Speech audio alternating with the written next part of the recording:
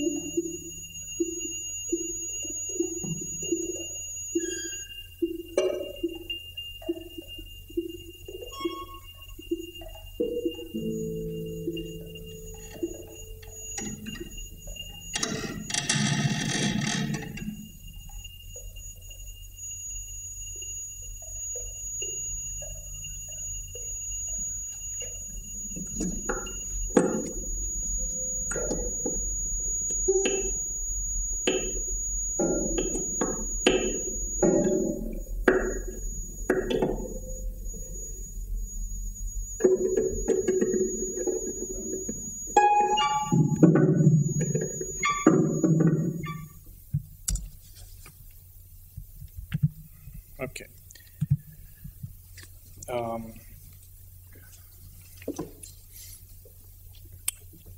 Today I'm going to talk about an approach to composition that I've developed over the last 20 years that has its structural basis ultimately in serialism, coming through the aleatoric approaches of Xenakis, Cage, and others. I call the basic formal scheme room pieces, which calls to mind the important role that architectural space plays in the perception of these works. Room pieces is a generic term, much like sonata or symphony, and refers to a group of pieces in various stages of completion that all refer back to a basic structural approach. After explicating some of the underlying elements of this approach, I'll discuss a specific instance of this project called Glacier, which you just heard an excerpt of, and play an excerpt of another work called Unintending. The underlying aesthetic for room pieces is a kind of hyper-eclecticism, not only of the sonic material that's used to build up the music, but also in the permissible range of encultured habits of listening, the sense that through this particular formal mechanism, that is, the method of composition, a space is opened at any particular moment for the potential understanding of fundamental relationships between diverse elements. This builds on a number of approaches in the experimental tradition. The great disparity of sonic elements utilized in room pieces, from synthetic tones to field recordings to acoustic instruments, spoken word, sounds culled from film, radio, TV, and the internet, sounds found in accidental encounters, recorded to document personal experiences, or sampled from pre-existing works, refers in an obvious way to Cage's dictum to let sounds be themselves. However, in room pieces, far from a negation of cultural associations, there's an effort to allow them to contribute to the complexity of the experience. We're now able to assume a multitude of cultural perspectives, and these contribute as much to the eventual perceived structure of the music as any particular formal decision generated by the computer algorithm. It is the resonance of experience that should inform, at least in part, the perception of the passing of time in these pieces, playing the transpiring moments against memory, both within the framework of the piece and outside to the individual history of the listener and the collective history of the culture of which he or she is a part. I also take Pierre Schaeffer's project of reduced listening very seriously and see the establishment of the possibility of relations based on pitch and rhythm, the building blocks of sound, as a basic outcome of the formal process of room pieces. There's no one modality of listening. There's a continuous shifting of relations to space and time, yet there are distinct modalities that sustain through longer stretches of time or exist perpetually under the surface, ready to inform a particular moment. The modality reduced listening is one of these and has an important place in the perception of room pieces.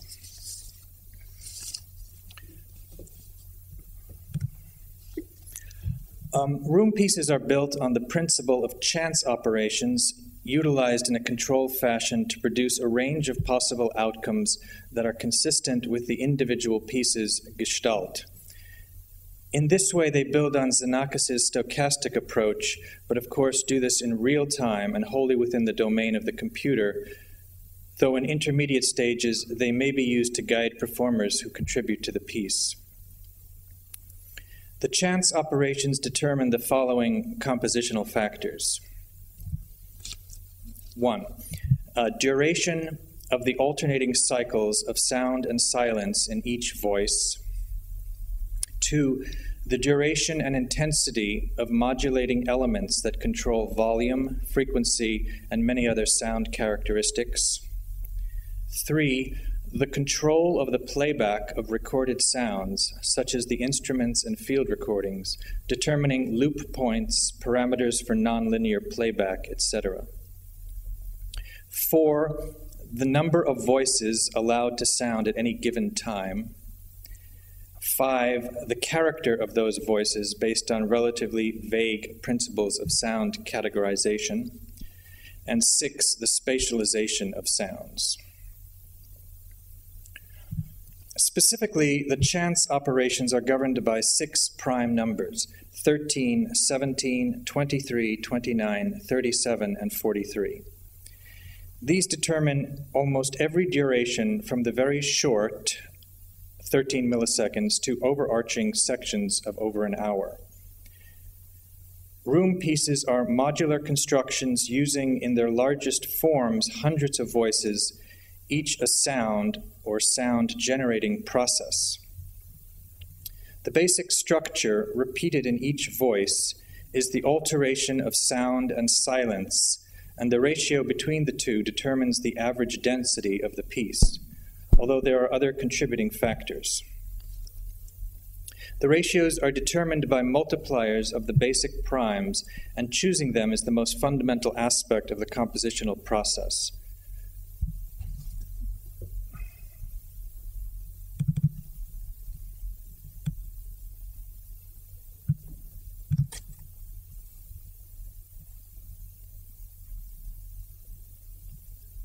Okay.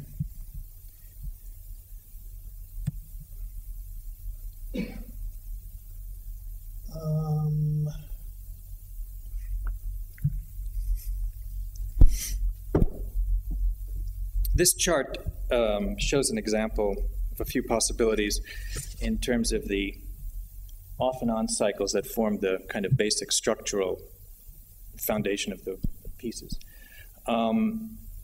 Here you have a possible ratio. This would represent an off cycle, and this would represent an on cycle. So you have a ratio, an average ratio of 310 to 17. And these would be some actual values. Once the computer makes the decision to choose one of the 6 primes and multiplies it by the multiplier. So you might have 52.7 seconds against 3.91 seconds, etc. This is a little bit... and here is another possible ratio.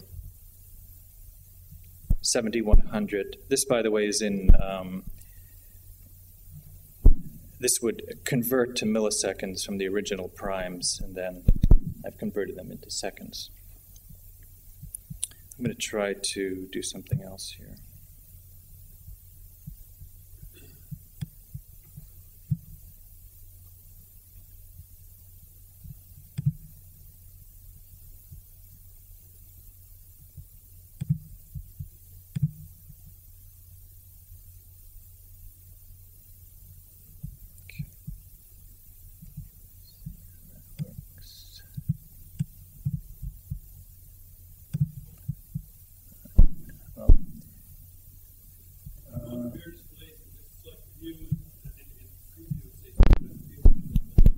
What is it? What should I do? Go to view menu and preview and select hidden window.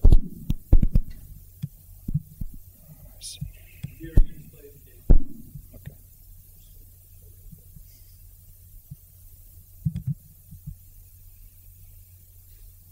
Thank you.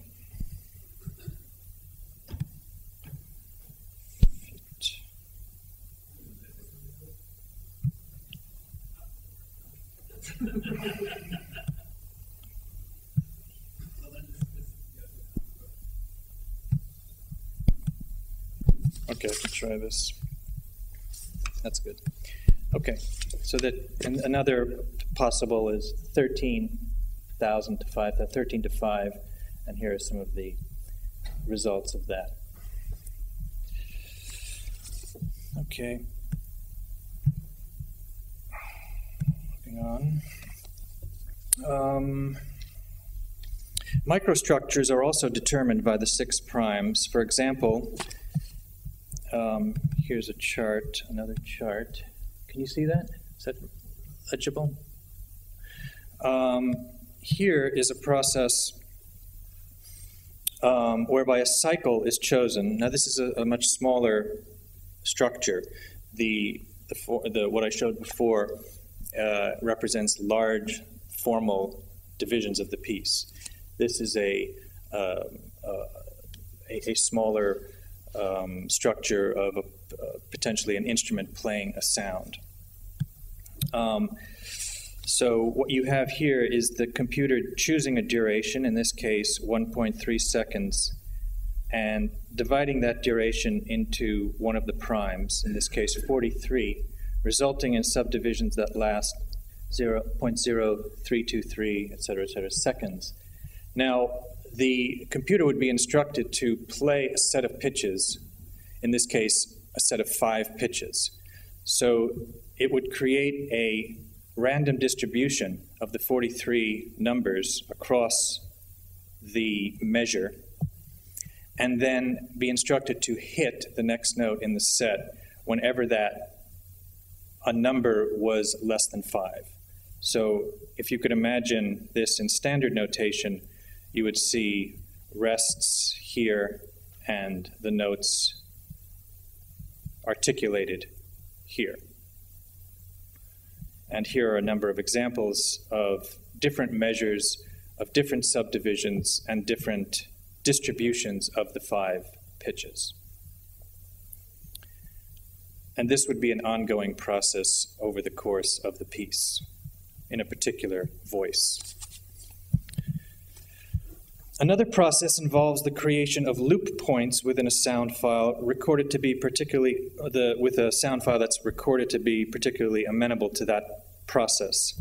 Start and end points, repetition intervals, and when to choose another sample are all chosen according to the multiples of the basic primes. So here is a max MSP patch that shows how this process works.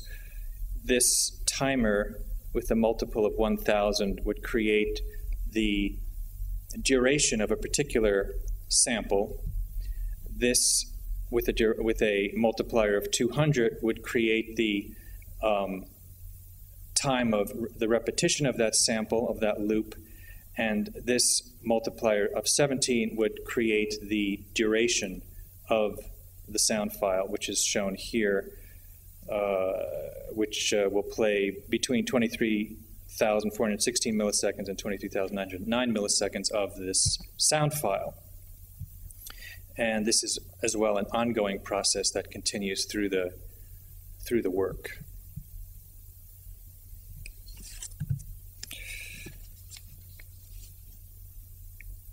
The point and result of using the limited set of primes is twofold. First, prime numbers will avoid the pocketing and predictability of numbers with factors.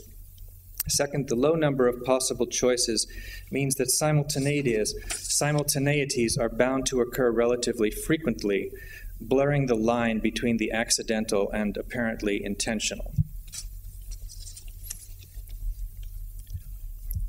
In practice, room pieces involve multi-channel sound systems connected to a computer that generates the piece. The speakers are set up to achieve maximum saturation of the space.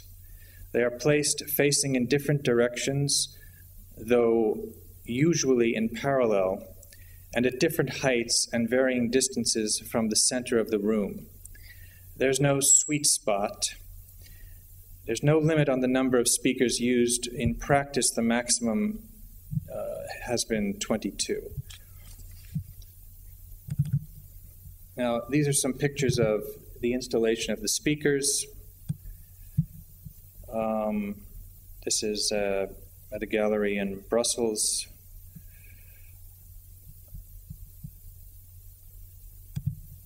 Another shot of that room. So I'm trying to create paths, kind of grids in the space for the sound, at least virtual grids. This is another installation, a much smaller space. Here I used this long hallway to create more distance, potential distance, opening up the space quite a bit. Another picture of this room.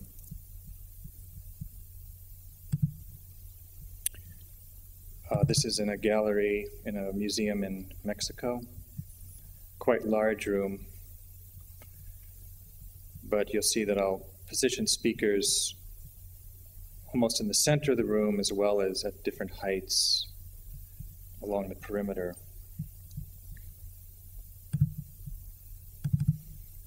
This is in a gallery in Berlin.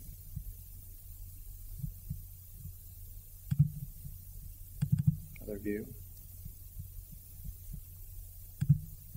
And here's an exhibition in Estonia where I used old Soviet tube radios that I kind of picked up in the area and used them as amplifiers and speakers.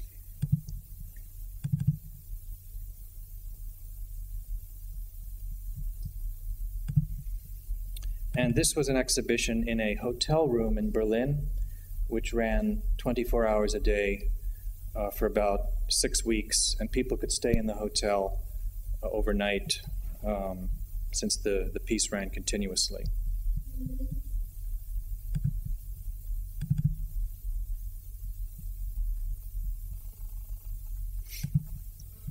And here's a more kind of conventional PA setup from a festival in Holland. Very dark room.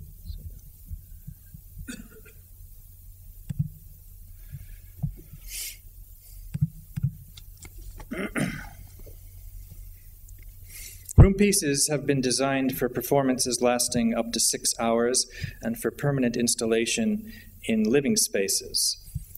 An hour-long version in stereo was published by XI, the label of Experimental Intermedia Foundation. XI also published 5 of these pieces as standalone applications playable on any computer on speaker systems of from 2 to 8 channels. So in this case, the spatialization is handled by the computer, and there are instructions for the user, the listener, to set up speakers, how to set the speakers up in their living space, and how to use, the equipment. And once again, these are designed as continuous installations that run for days, weeks, months. I'm currently working on a large-scale installation in a public space in upstate New York in an area that encompasses over 10,000 square feet spread between 6 floors. A visual design derived from the random processes has been incorporated into an architectural project for Battery Park City by the firm of Hanrahan and Myers. As an aside, I'd like to say that for me, the task of the contemporary composer is more than anything to complete the breakdown of the Western tradition by establishing, along with a total openness of content and form, a corresponding flexibility of the context of presentation. Nothing can be taken for granted. Any music that claims a post before its ism cannot settle back into the sanctity of that incubator of the Western tradition, the concert hall.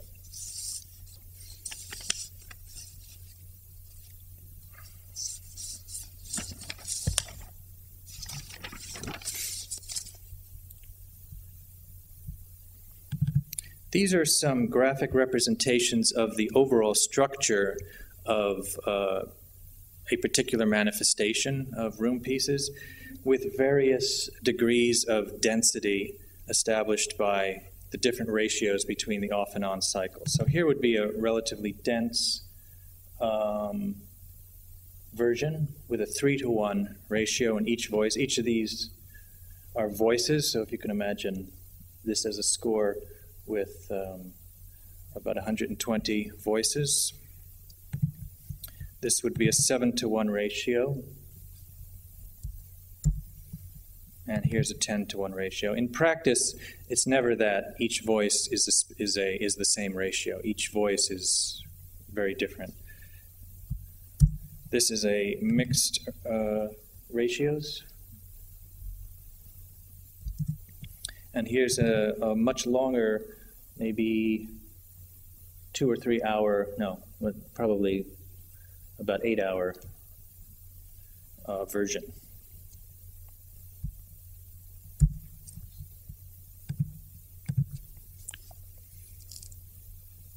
Now, another visual representation is, I'm not sure how this is going to look on the screen. Yeah, it's probably going to go off the screen here, but this is another visual representation using the same prime numbers. I call these walks, and it's a creation of these figures, these line figures in real time, using, as I said, the same prime relationships. One of the aspects of this music that is important is its ephemerality. That you know, once it's there, once a particular combination of sounds occurs, it's really almost impossible that will occur again. And that really informs the listening of these pieces, and one reason why I have looked into presenting, trying to get these in people's homes and in extended listening situations where people can experience the different relationships over long time periods. And I think this sense of creating something that disappears and is pretty much gone forever is kind of integral to the aesthetic of this work.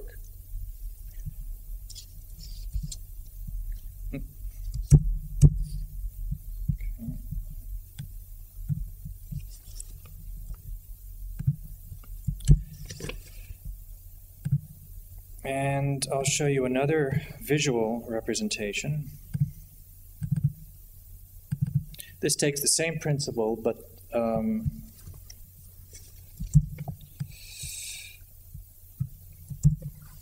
executes it with multiple lines and at a bit of a faster rate. And the result are these little maps of kind of different areas of color. And this is simply just a visual representation of the process that goes on in the music.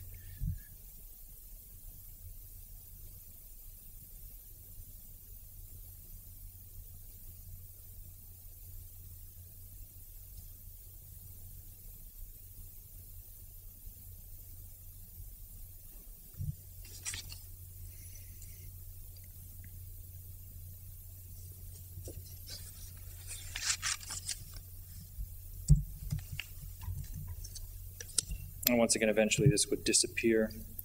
Oops.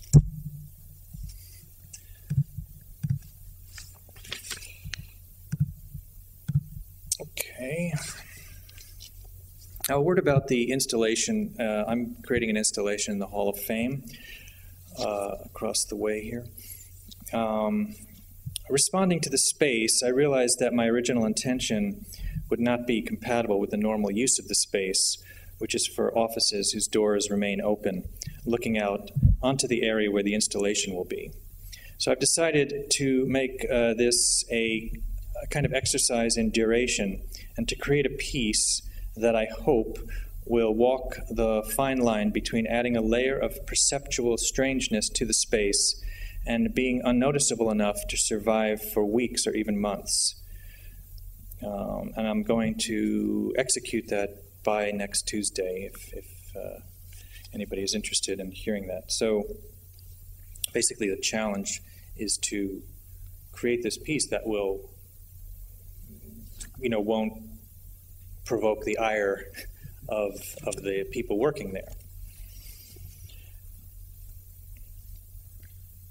Glacier is a hybrid. Glacier is an instance of room pieces. It's a hybrid work that accommodates installation and performance settings. The title derives from Glacier Lake in Colorado, where it was begun and where many of the environment sounds used were recorded. Most of the piece is automated, but there are 11 modules that can be added during performances, kind of in a performative way by me. This is I don't know how much of this you'll see because of the screen resolution, but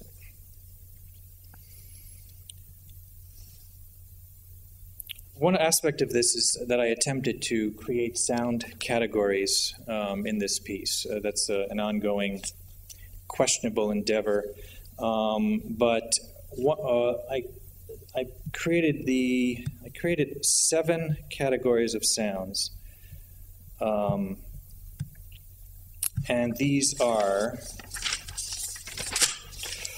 articulated, pitched, sustained, pitched, slow and fast articulated noise, sustained noise, pulsed and grained. The purpose of this is that I could then control a bit more through the algorithms the types of textures and densities that would result from the working out of the piece. So here, there are 2 ways to limit the number of sounds, modules, what have you, that are playing in this piece. One is a simple numeric limit, and the other is a time limit that says that chooses a time before which a new sound cannot occur. Another new aspect of this for me was to create, you can't really see it, but this panel here is a history of the modules that are used over time, so that I can get a sense of which modules are sounding and how much. And there are 77 modules grouped in 11 each in this 7 categories of sounds. Now, do I have time to play a little excerpt, another short? Okay.